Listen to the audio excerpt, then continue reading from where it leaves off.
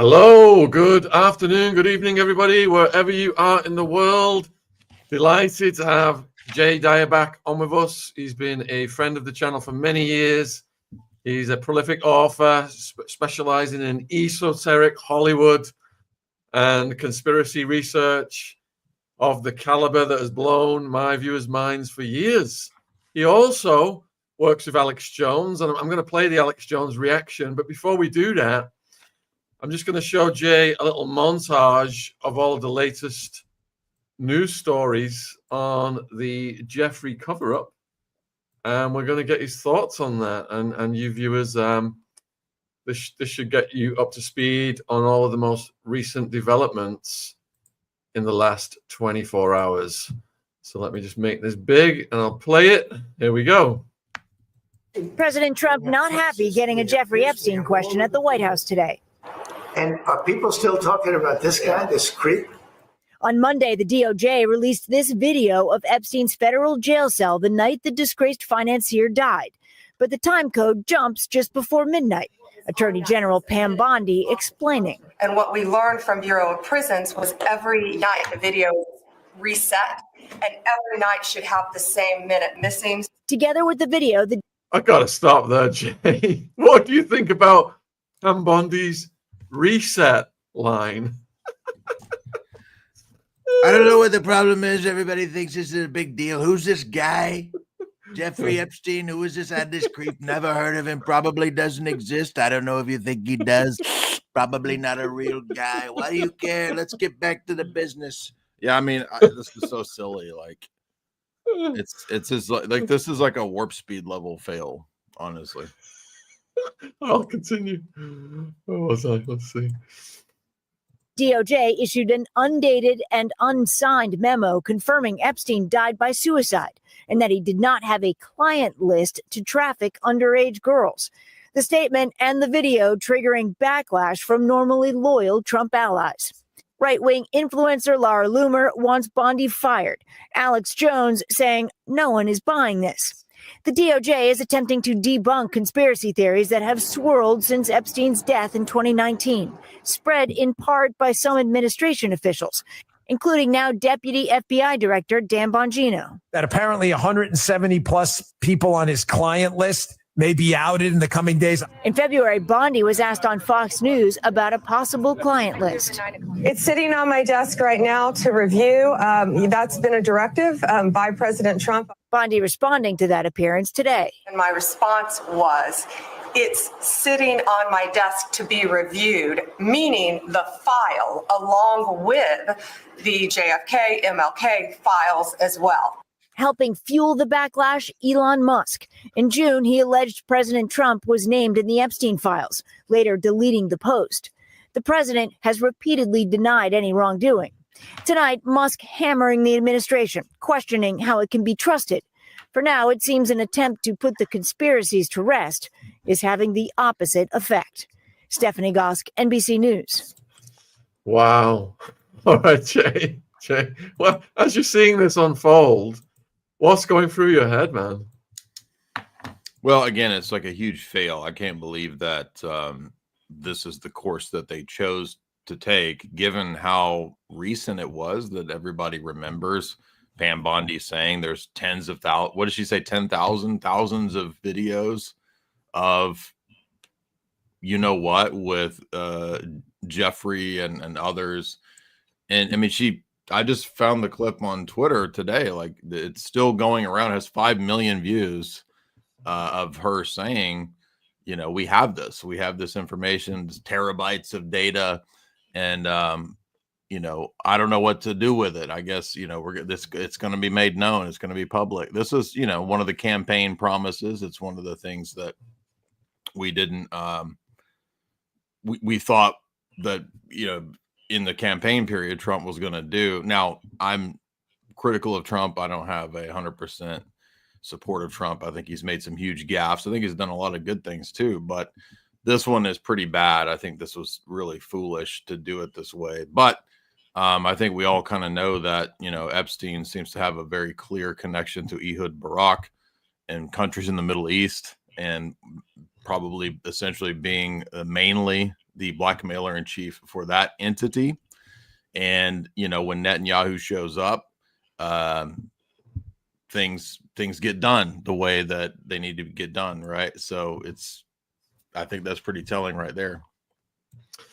So when Epstein first got arrested and Acosta comes in, says it's above my pay grade, Epstein is intelligence, and now in direct contradiction to that, we're getting told that there's no evidence of intelligence, there's no client list, there's no conspiracy.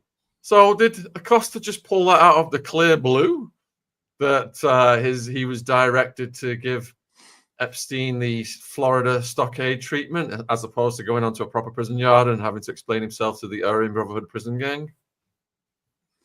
Well, if we look at Whitney Webb's book, Volume 2, which is about Epstein, which is a really good book, same publisher as my publisher, Esoteric Hollywood. Webb talks about the long-standing connections that everyone around Epstein, including Epstein, had their entire lives, going back even to Maxwell, Robert Maxwell, in terms of intelligence. So first of all, everyone around this person, even before he came to exist, his very ethos out of which he comes with the Robert Maxwell, Ghislaine Maxwell background, they're all intelligence and or in some way involved in the blackmail stuff. You've got Donald Barr, who was OSS. You've got William Barr, CIA. They're working directly with him. You've got Maxwell essentially being an operative of the Rothschild entity. They taught him and raised him and sort of groomed him to be a corporate takeover artist, a viper, basically, a corporate takeover viper. And then we find out that, you know, Jeffrey, when he comes around, when he's brought into this operation, he just happens to have multiple passports, multiple, you know, he's got the Saudi Arabian passports. He's got all these different, and that obviously suggests, you know, clear intelligence ties. When he was being investigated in previous instances, right, people were told to back off because Epstein is intelligence. So the idea that he did all of this for all these years, working for all of these very high-powered people, but turns out no, there was no intelligence, and he had none of these connections, and he had no blackmail, even though this is well known. I mean, Virginia Jeffrey just died. What are we talking? This is so crazy. Now, if there are no clients, if there are nobody to transport these girls to, then does that mean the charges against Maxwell will not stick? She has some basis now in the court to perhaps slip through the cracks. What do you think?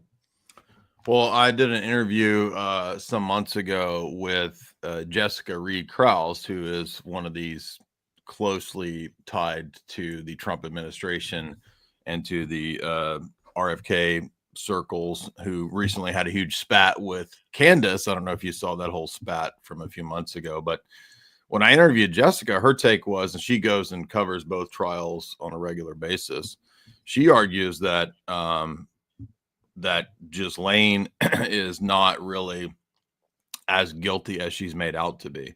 I'm not saying that that's true. I'm not saying I agree with that, but I think now that that's probably going to directly affect her case. And if this is the case, then no, Ghislaine will probably not be in any trouble, because what would she be in trouble for at this point if there was nothing?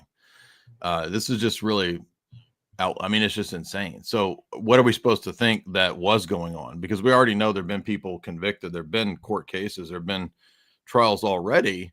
Are we supposed to think that all of that was completely manufactured? It was all fake? Like, it's just so preposterous. Like, it's a level beyond when they tried to put over on everybody that he didn't that he killed himself, right? This is like a level beyond that of gaslighting the public, which is pretty wild, because you would think that they wouldn't go this route, but maybe they were forced to go this route. Now, Alex opines that there might be use of the material. In other words, if this material did exist, if it wasn't deleted a long time ago, like some people think, then the potential, I guess, or the temptation to use this material might be too much, too heavy of a temptation.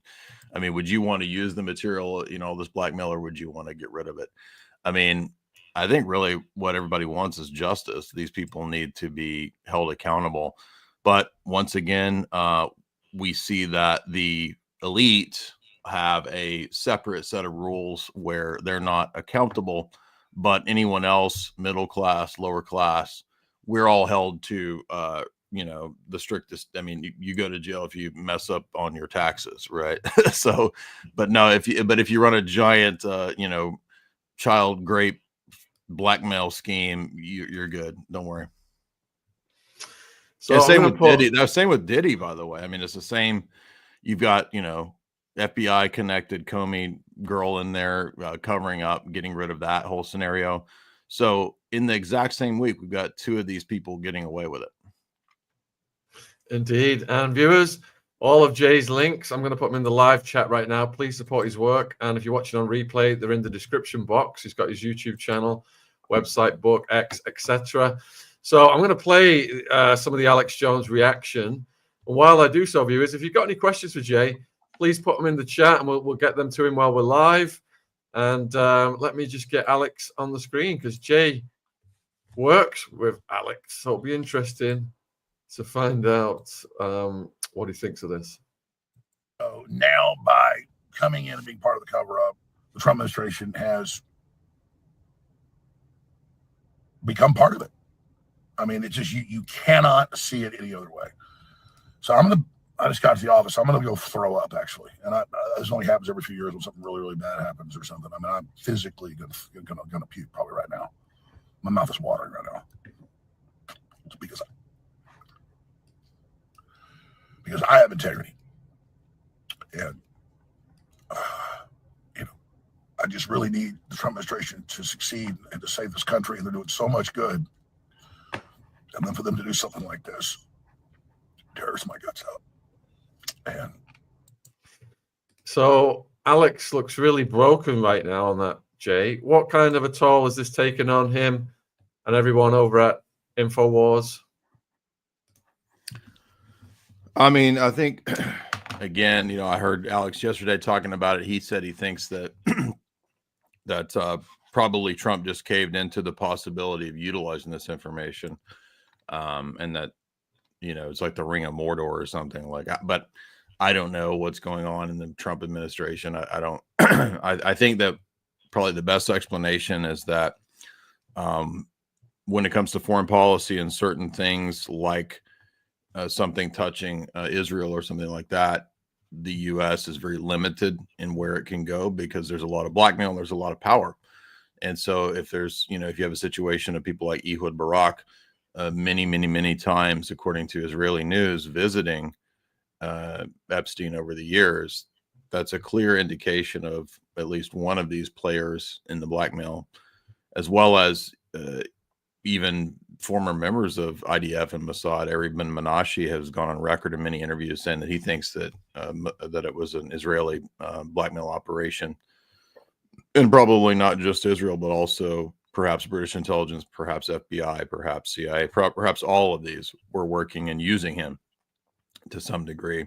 So I think that Alex is, grappling with, again, I think it may not be as damaging in terms of people's health as warp speed, but I think this is like a warp speed level fail for the Trump administration. And I think Alex has taken that pretty hard because it makes it very difficult if you want to stand on principles and have integrity and not play politics and just follow a cult of personality. And unfortunately, a lot of people in the Trump domain, they'll sacrifice their principles for a cult of personality. And, that's human nature. That's the way the politics works. But I think we need to move towards being principled. And when people do something good, that's good. When they do something wrong, that's wrong. Rather than left, right, it needs to be a right, wrong paradigm, not left, right paradigm. Thanks for the questions coming in, folks. Please keep them coming in. Michelle wants to know if there's no list, what were the folders about? I was going to say, remember those binders, those fake ass binders that were like an obvious psyop? Phase one. Like, Phase one. Yeah, I think in the binders, didn't we see that it was like everything that was already out? So it was just a sort of a photo op, basically, right?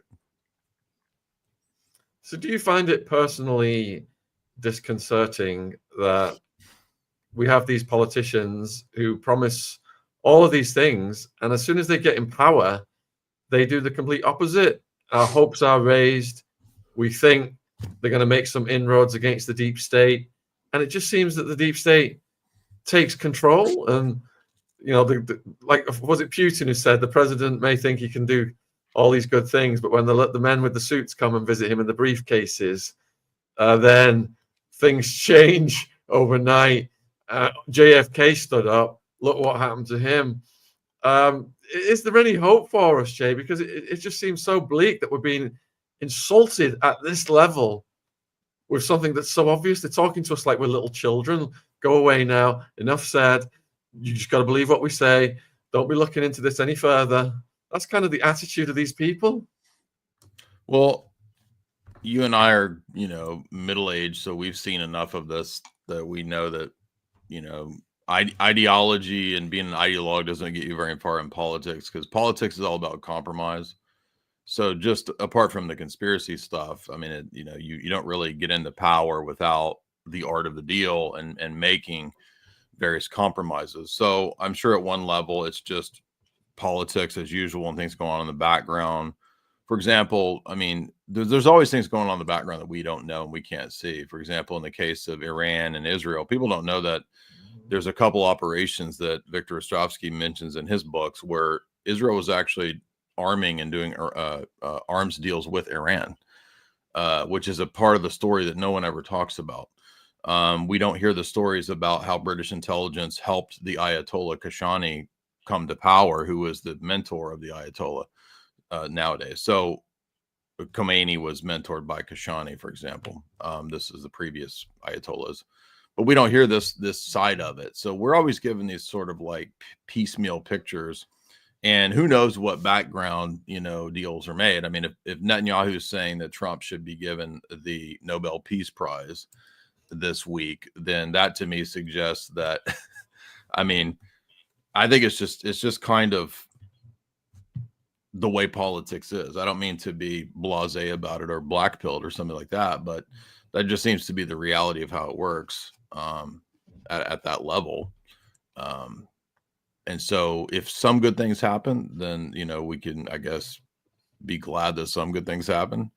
And if they fail, we can expect that anybody in power is going to have to do the, I'm not saying it's right. I'm just saying that this is how power works. Like, they're going to have to make these compromises and do these deals, and who knows what the background threats are, like you're pointing at with the briefcase and the, and if they go too far, yeah, exactly. I mean, if you remember, it came out in the JFK files that James Jesus Angleton had a back door to Israel, and all the intelligence that the CIA was getting, it was sent directly to Israel. So that's another key element, I think, to what happened with JFK, and that that had to do with the nuclear program, Dimona, and all these different things surrounding the nation state of Israel. It's a big part of it. I'm saying it was the only part of it, but there was other interests as well. Organized crime had an agenda against Kennedys and so forth, and I don't even think the Kennedys are that great. I just think that that's the reality of politics. You can have organized crime fighting another organized crime. That doesn't make one guy good, one guy bad. That's just the reality of it. You know this. By the way, I watched your documentary with you and Sammy. That was really good. Sons of Ecstasy. Thank you. So you've got a question here relating to Netanyahu.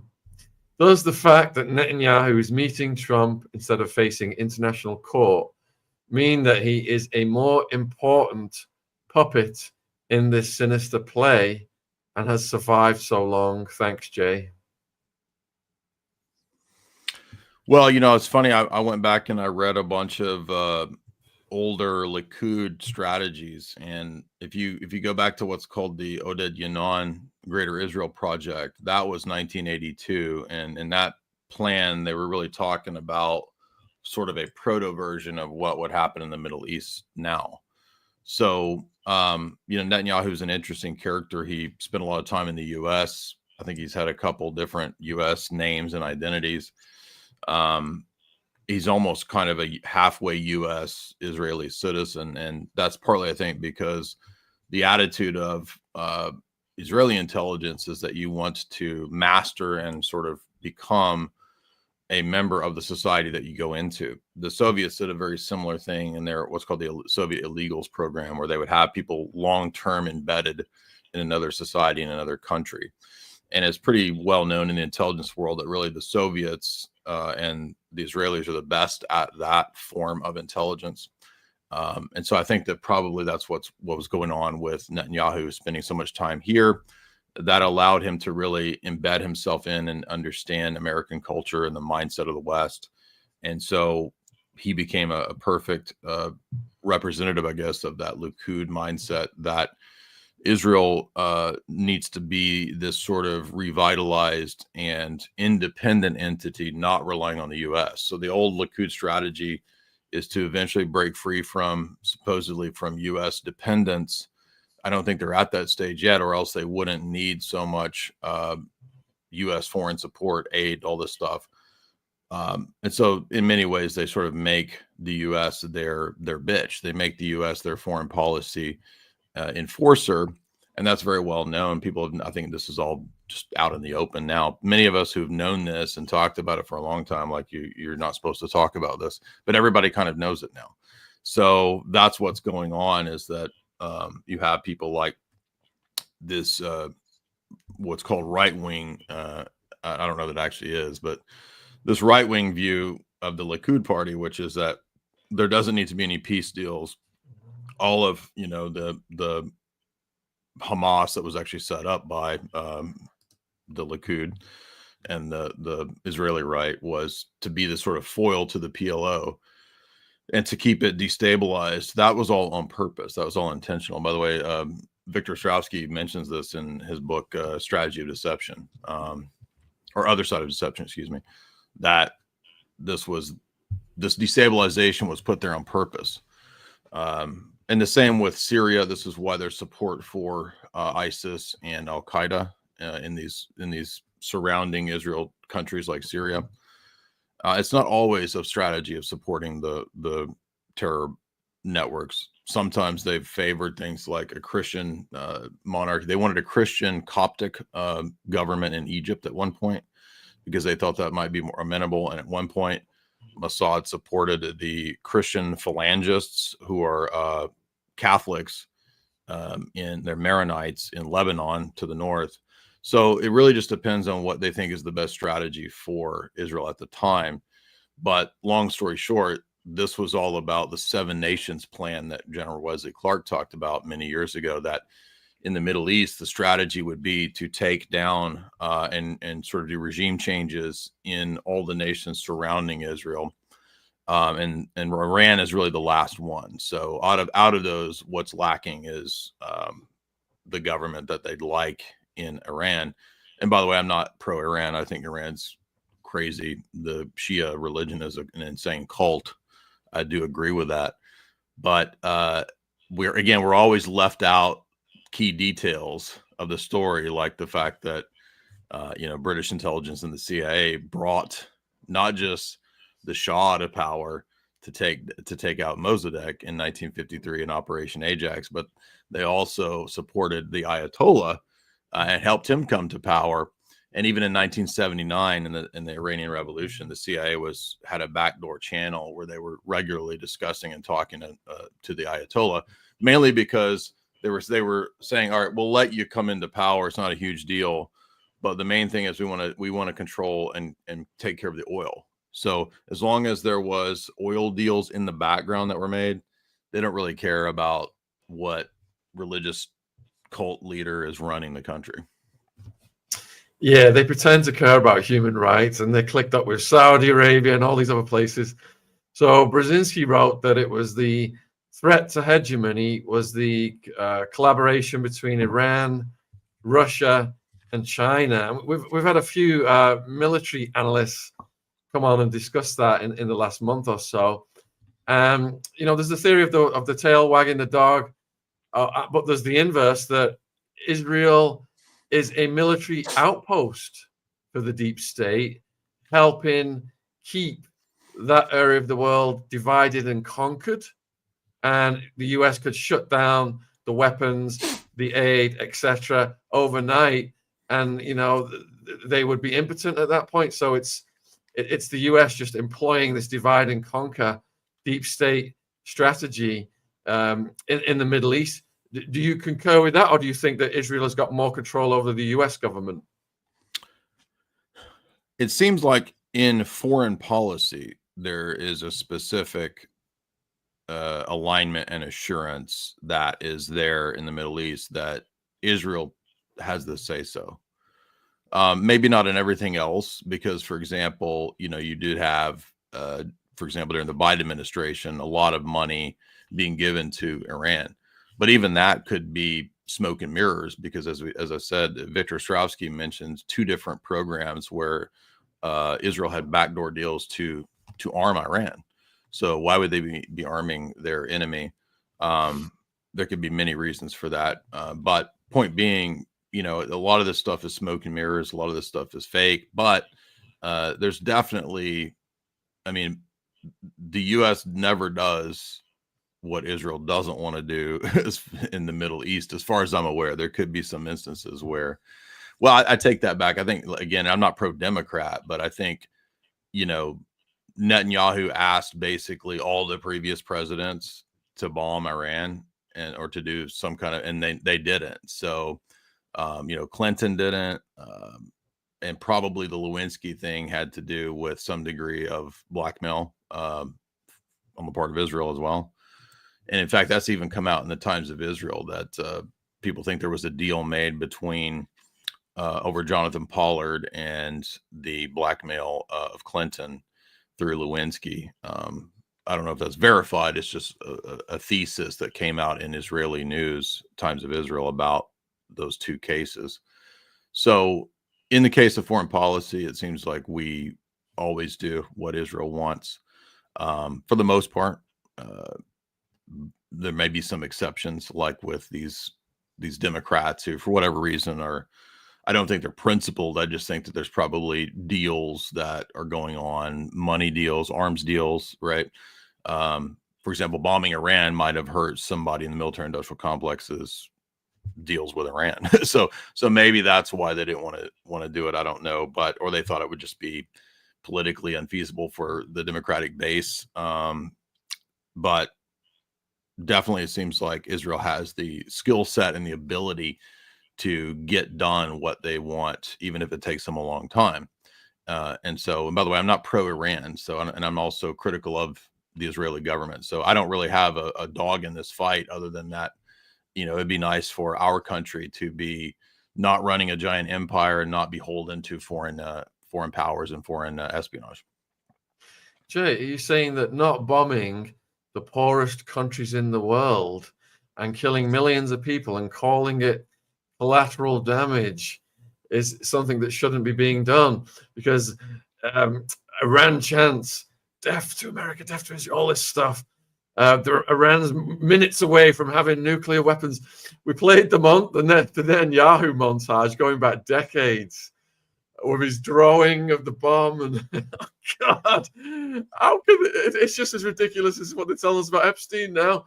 They spew the same lies down our throats. But what shocked me is a lot of people who woke up to the Saddam Hussein has got weapons of mass destruction lie are touting the very same lie to bomb Israel. Let's save the Israeli people. Regime change. If they were bombing the crap out of the UK, I wouldn't be dancing in the streets saying, yeah, let's get rid of Starmer. I'd be signing up to fight whoever's bombing me. So anyway, thanks for the super chat, Alex. Do you think they should have said it was classified instead of denying the existence of it, of the list, etc.? Maybe the timing of releasing the truth is too soon.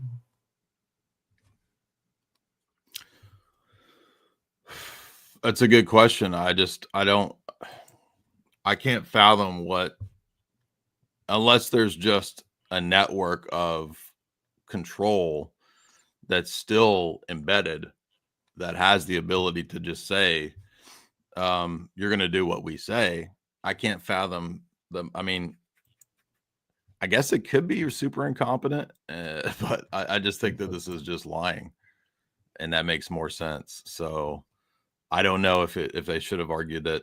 I mean, Alex is saying stuff like, well, you know, if they let all this out, it would collapse the government. I don't buy that. I mean, so we're supposed to just let total degenerate psychopaths go free because they're too big to fail. I mean, this was the argument in 2008 that the housing collapse was necessary because, and we had to bail out the banks because they're too big to fail. So this is just like a parasitical system propping itself up over and over and over. And again, another big Trump fail that nobody's talking about for the most part, except for people who are into Bitcoin, is the $5 trillion debt ceiling that is part of this big, beautiful bill. I mean, this is massively going to further destroy the dollar. So better be looking into Bitcoin, in my opinion. Yeah, I've been watching the dollar slip and slide. So what do you think then about Elon's recent tweets and this political party he is creating? It's hard to know like whether this is like motivated out of anger and resentment. I mean, I don't really care either way whether Elon creates a party or not. Obviously we've got two, you know, bullheaded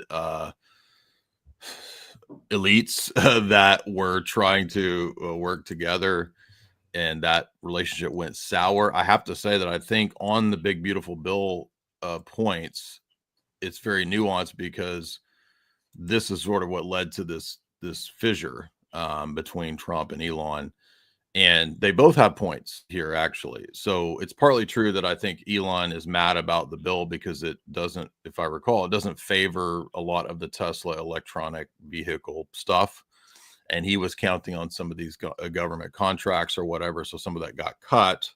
But also he's correct that you can't fix the money system and the money supply problem with cutting government spending, because that's not the root of the problem. That's an effect of the problem. The root of the problem is Keynesian economics and Fabian socialist economics and the idea of fiat money.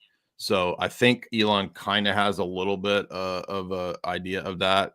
Ironically, if you go back several months, it seemed like Trump had a better understanding of that, which is weird, because Trump was the one saying, we got to fix the Federal Reserve. We got to fix this. And then now we got to raise the debt ceiling $5 trillion.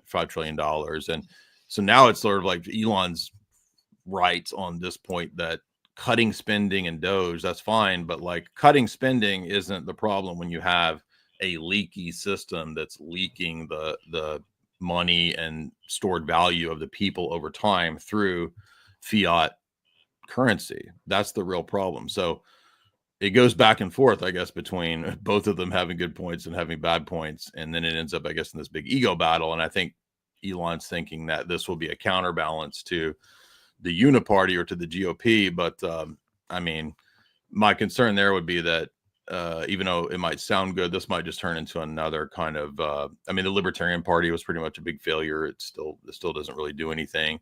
It doesn't even really take votes away, except that perhaps in the last election, Trump thought that the Libertarian Party might be worth trying to appeal to, because he did go and speak to the Libertarian Party, and that helped him, I'm sure, in some small measure. So maybe Elon thinks that this is just a way to kind of get back at, or maybe he really believes that he could create a third party. I don't know, but third parties just never have done very well in the US. Didn't Elon get frustrated because a lot of the Doge savings went to the military industrial complex and the Pentagon? Yeah, my only concern there, and that's true, is that what they might want to do with Elon and Doge is like they demonstrate that, look how corrupt the existing system is. Don't you want AI and tech to run everything? Now, I know that Doge itself is just a bunch of like young computer auditor people, coders or whatever, but the idea might be, hey, why don't we have a extremely efficient technocratic system running everything, and then you won't be susceptible to the, you know, failures of the previous human or organized system and the old legacy system. I'm just worried that they're going to put forward a technocratic solution that might be worse than what we have now. David Icke's been warning about all this, and he got lambasted when he was predicting this all this months ago, and a lot of it's come to fruition. So JP wants to know, hi Jay, we know Jeffrey was knocked off and Prince Andrew should be locked up. How do you see this situation playing out? Well, I mean, like we've been saying, like I didn't expect them to be this brazen in the cover up, but they basically have done an even more extreme level of cover up than when they claimed Epstein killed himself. So now it's like, I mean, if this is the case, then what's the basis for Ghislaine Maxwell to be like, why could she just go free? I mean, like, I don't, this is so insane and so just like ridiculous. Even I'm even like, I don't know what to make it. I'm starting to think that like the empire's about to strike back. Like we had this impression of maybe small victories with Trump in the last year or so. Whatever he's been in for, what, a year.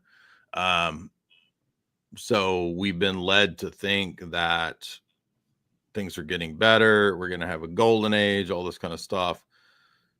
Maybe things will I just don't see how it can if we've not fixed the real problem, which is the central bank control of the economy and the dollars being destroyed. Like, how is this? It's not going to work. Like it's like putting Band-Aids on when you like getting your arm cut off and you put a Band-Aid on it. It's like, this is crazy. So I think we're going to see probably the empire strike back with, we might have a new bio situation. We might have an economic collapse. I also think they're really pushing for the ramping up of the racial stuff. So I think they really want to push another summer of love / race war. I think that's what's coming. What about hyperinflation to devalue the debt and get them out of that? Well, that's what this $5 trillion debt ceiling, raising the debt, is. So this is bigger than I think even anything that Biden pushed, and it's way bigger than what they pushed during COVID. And I mean, you're not in the US, but for us in the US, like 2020 to 2024, like the price of just average stuff went crazy. Not everything, but it seems like really certain staples. For example, eggs are like 5 times what they used to be a few years ago, like 4 years ago. Bacon, steak, like these staple foods are extremely expensive. Gas got to be really high, I think, but under Trump, it has come down a little bit.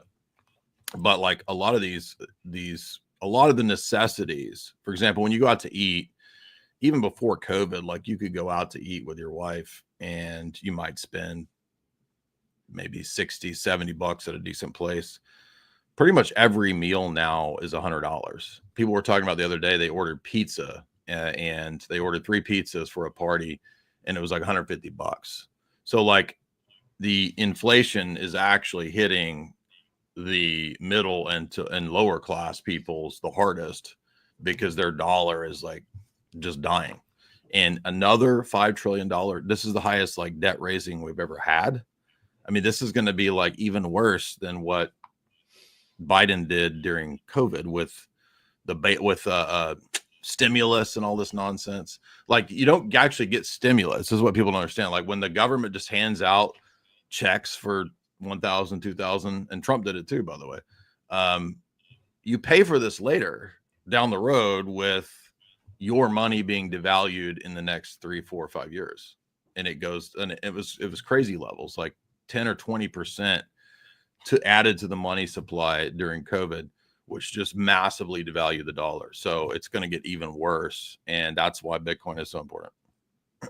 Yeah, it's a sneaky way of doing it, folks. You kiss your pensions goodbye, kiss your savings goodbye. All of a sudden, your currency's worthless. You're going around with wheelbarrows full of cash, and by the time you get anywhere, it's worth a fraction of what when you left your house. All right, Vinny, thank you for the super chat. Jay, are the Knights Templar Freemasons gearing up for a final crusade, possibly looking for the Ark of the Covenant in Iran? Well, that wins the most esoteric question of the day award. Thanks, Vinny. Yeah, I've never heard the theory that the Ark of Covenant's in Iran. I don't know about that, but I think that the U.S. deep state and Israel utilize the idea of a crusade against the Muslim world for psyops and social engineering purposes.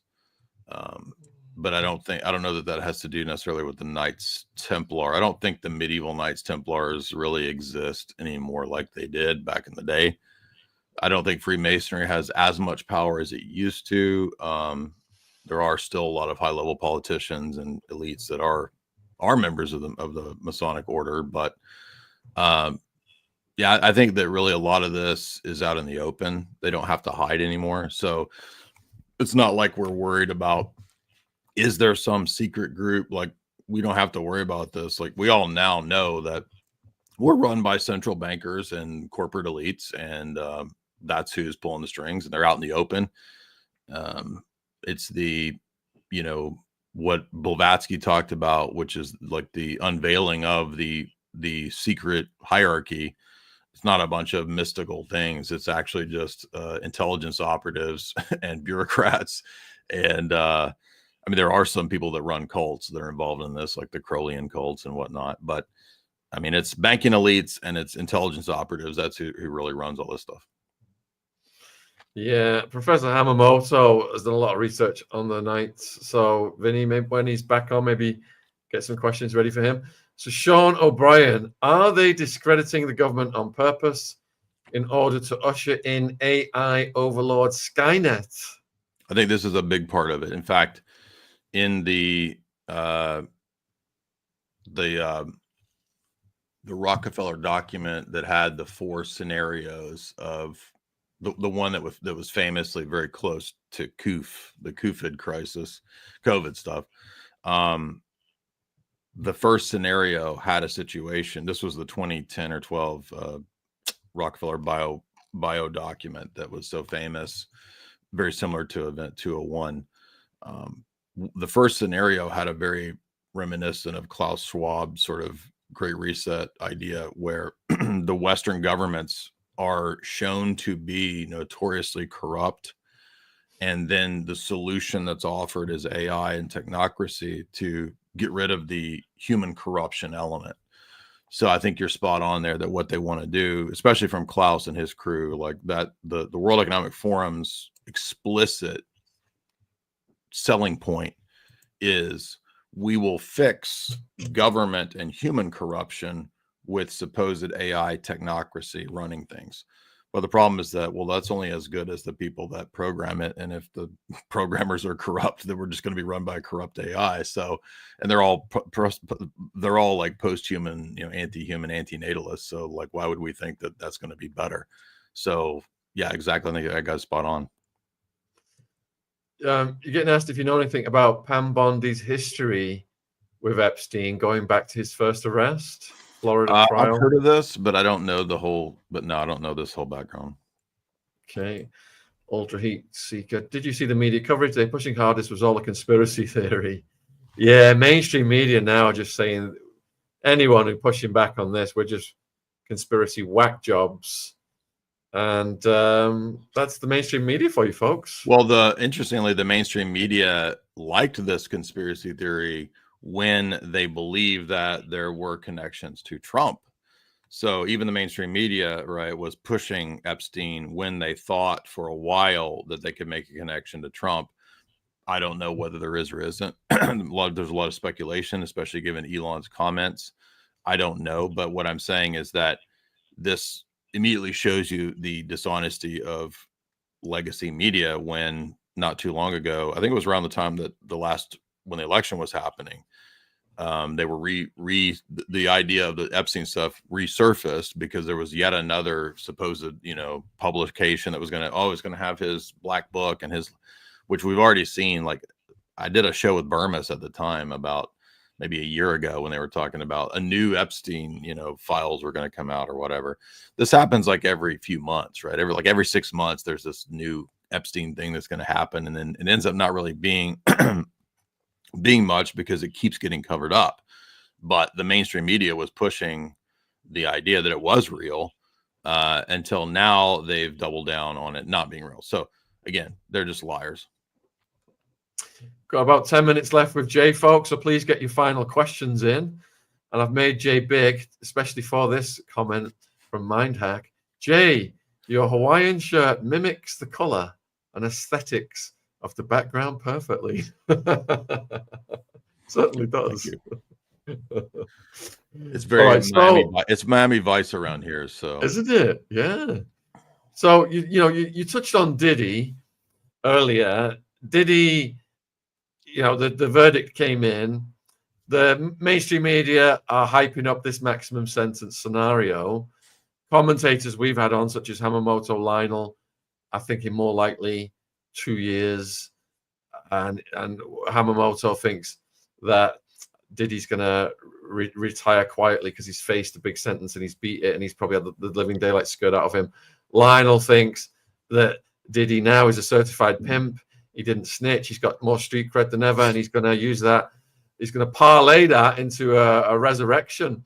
Where do you lie on predictions of what Diddy's actual sentence may be and what Diddy's game plan after that will be, whether he's going to make a comeback or go off peacefully?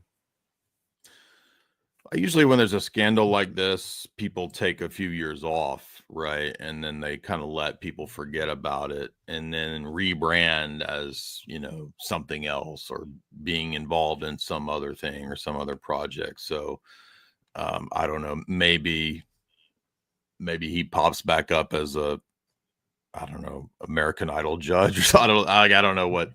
I know that does that even exist? I don't watch TV, so I don't know like what TV shows exist. But maybe he comes out as something like that. Some sort of an innocuous rebranding. That's probably what he'll do. I mean, and that's a great point about he's got street cred now. I guess because he didn't, But actually, I suspect that he was probably always, in some degree, like working with the system, because he was investigated back in 2002 or 3. And although this is allegedly, to use the Cat Williams terminology, right, like he could have been involved with the system since then. That's if you do something pretty notorious and you get caught and you're a high profile person, like it's a perfect opportunity for you to work for the system. You become an informant, you become some kind of, protected insider, confidential informant, whatever. I mean, I think that's very likely for a lot of these people. And I say that not just because of speculating about Diddy, but one of the things I've covered in my books, and especially in the third book, which is about to come out. You can get pre-orders, by the way. If you go to jasonanalysis.com in the shop, you can get Esoteric Hollywood Part 3. I've finished it. It's at the publisher. It'll be out from the printer in about 2 or 3 weeks. So you can get signed copies in the shop at my website, jasonanalysis.com. But one thing I covered in that book is the many A-listers and celebrities who are on record for having been spies, assets, and confidential informants. So people don't think about celebrities occupying that role, but they absolutely do. We always think of this as like, oh, there's a criminal organization and the cops, get a insider in there who pretends to be, a drug dealer, and he gets into the organization, and that happens. But but that also happens with high profile A-listers, many of whom have been spies on record. It was just declassified, by the way, a few years ago in the National Archives of the U.S., which I cite in the book. Several people that were suspected as Hollywood spies and have now been confirmed to be spies. People like Sterling Hayden worked for the OSS. John Ford, the famous director, worked for the OSS. So this is a long-standing tradition to have high-profile people working for intelligence. And in my opinion, allegedly, all of the Diddy stuff points in that direction too. So do you think he'll just get a short sentence then? Probably. Okay. All right. Couple more questions to go. We've got Vinny is back. Why didn't Trump place his hand on the Bible during inauguration? Was it the King James Bible or a normal one? Freemasons use the former. I did not notice any of that. Did you notice any of that? I wasn't aware of that. I don't know. I mean, I don't know if Trump actually believes. I mean, he claims to be some kind of Protestant Christian, I think. But, you know, with politicians, it's always hard to know if they really believe that or if they're just sort of giving the impression for optics that they're some kind of believer. But I know that, like, you know, in Christian theology, like, you can't be a dispensationalist Zionist, which is what Trump really tries to promote and appeal to a lot of the time.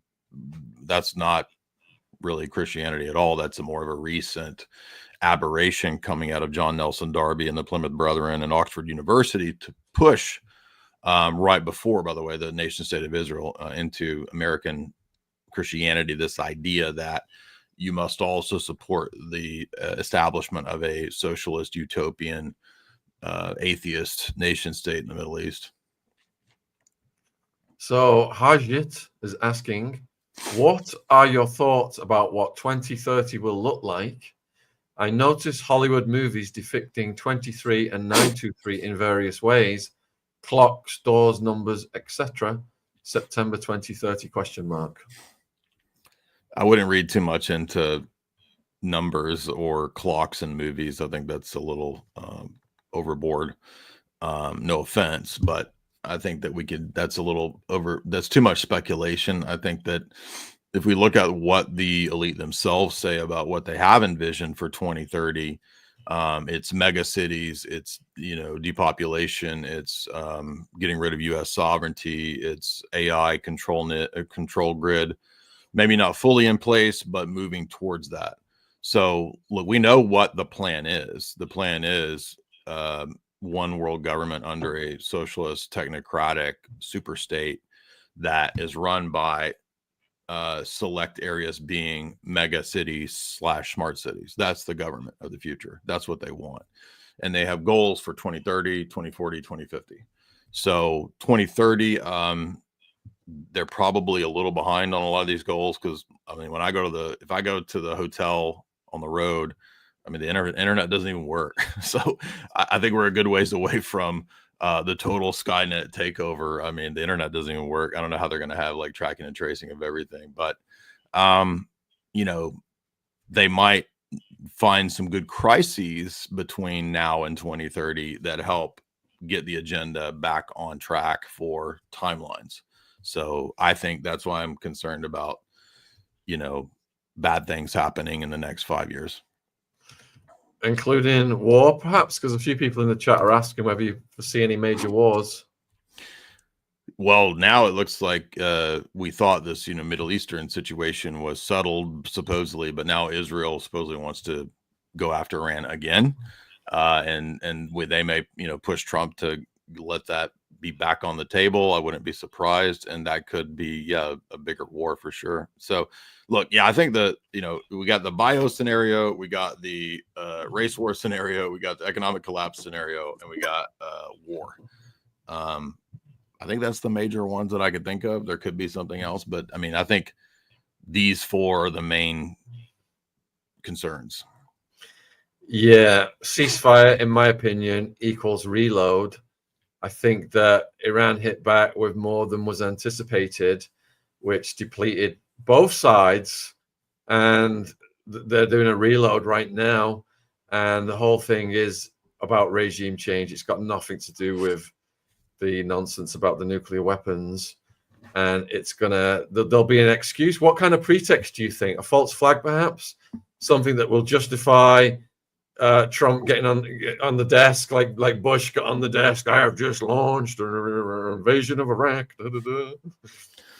I don't think, by the way, I don't mean to be contrarian, but if you look at like Stuxnet and the things that Israel and Mossad have been up to, they've been clearly doing things doing real things to set back Iran.